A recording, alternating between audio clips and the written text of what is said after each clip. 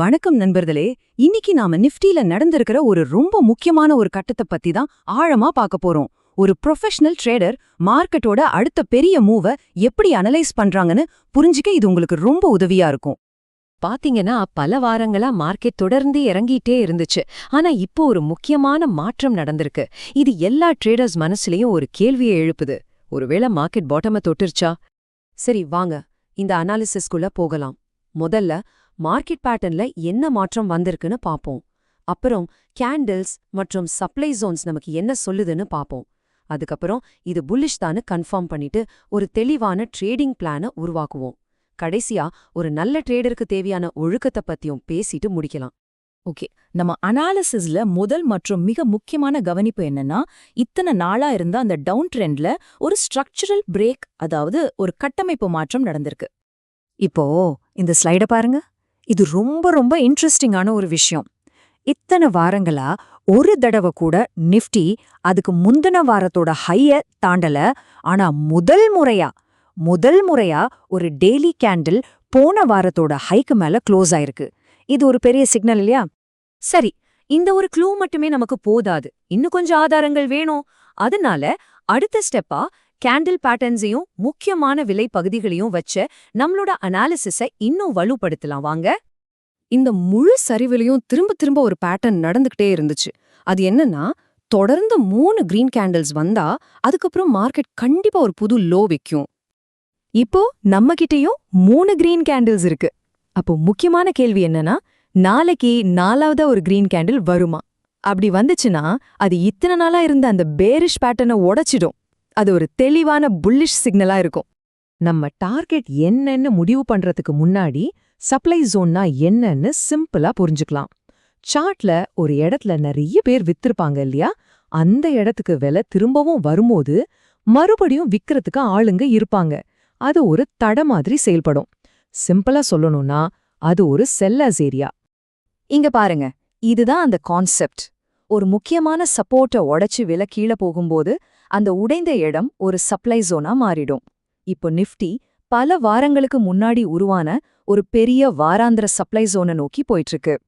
அந்த முக்கியமான வாராந்திர சப்ளை ஜோன் எதுன்னு பாத்தீங்கன்னா, அது 24,250லேருந்து 24,350 வரைக்கும் இருக்கு. அதாவது இப்போ இருக்கிற இடத்துல இருந்து கிட்டத்தட்ட ஒரு 1,200 பாயிண்ட்ஸ் வரைக்கும் மேல போறதுக்கான வாய்ப்பு இருக்கு. ஓகே, இப்போ நம்ம கிட்ட ஒரு தியரி இருக்கு.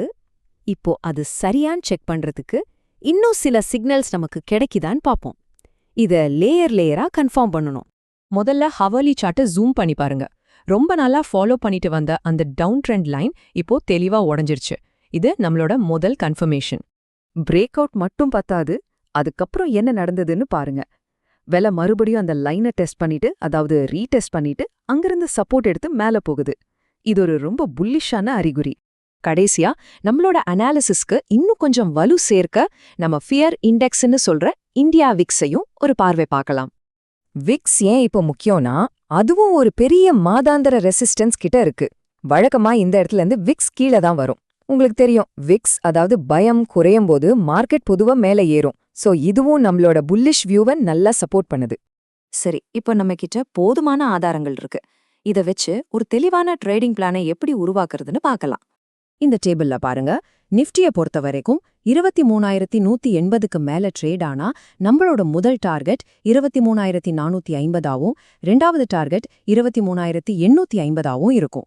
அதே மாதிரி பேங்க் நிஃப்டியில 52,820க்கு மேல இருந்தா 53,500, அப்புறம் 54,130 வரைக்கும் எதிர்பார்க்கலாம். டார்கெட் எவ்வளோ முக்கியமோ அதை விட முக்கியம் நம்ம எப்போ தப்புன்னு ஒத்துக்கிறது. ஒருவேளை ஒரு 15 நிமிஷ கேண்டில் 22,820க்கு கீழே க்ளோஸ் ஆச்சுன்னா நம்மளோட இந்த புல்லிஷ் செட்டப் இப்போதைக்கு ஃபெயில் ஆயிடுச்சுன்னு அர்த்தம். உடனே வெளியே வந்துடணும். ஒரு நல்ல செட்டப் மட்டும் இருந்தா பத்தாது, அத சரியா பயன்படுத்துறதுக்கு ஒரு நல்ல ருட்டீன் ரொம்ப அவசியம். அதுதான் உண்மையான வெற்றிக்கு வழிவகுக்கும். ஒவ்வொரு நாளும் ட்ரேட் பண்றதுக்கு முன்னாடி இந்த 5 விஷயத்த ஒரு செக்லிஸ்ட் மாதிரி ஃபாலோ பண்ணுங்க. முதல்ல வீக்லி சார்ட்டை பாருங்க. ரெண்டாவதா டெய்லி லெவல்ஸை மார்க் பண்ணுங்க. மூணாவதா அவர்லி பேட்டர்ன்ஸை கவனிங்க. நாலாவதா ட்ரேட்குள்ள போறதுக்கு முன்னாடியே உங்க பிளானை ரெடி பண்ணுங்க. கடைசியா ரொம்ப முக்கியமா உங்க பிளானை ஒழுக்கமா ஃபாலோ பண்ணுங்க. சரி, நம்ம முடிவுக்கு வர்றதுக்கு முன்னாடி ஒரு முக்கியமான விஷயத்த நான் உங்ககிட்ட சொல்லிடணும். தயவு செஞ்சு ஞாபகம் வச்சுக்கோங்க, நான் ஒரு செபி ரெஜிஸ்டர்ட் அனலிஸ்ட் கிடையாது. இங்க நான் ஷேர் பண்றது எல்லாமே என்னோட பர்சனல் வியூஸ், முழுக்க முழுக்க எஜுகேஷனல் பர்பஸ்க்காக மட்டும்தான். இதை வச்சு நீங்க வாங்கவோ விற்கவோ கூடாது. எந்த ட்ரேடிங் முடிவு எடுக்கிறதுக்கு முன்னாடியும் நீங்களே அனலைஸ் பண்ணுங்க, அல்லது உங்க ஃபினான்ஷியல் அட்வைசர் கிட்ட கேட்டுக்கோங்க.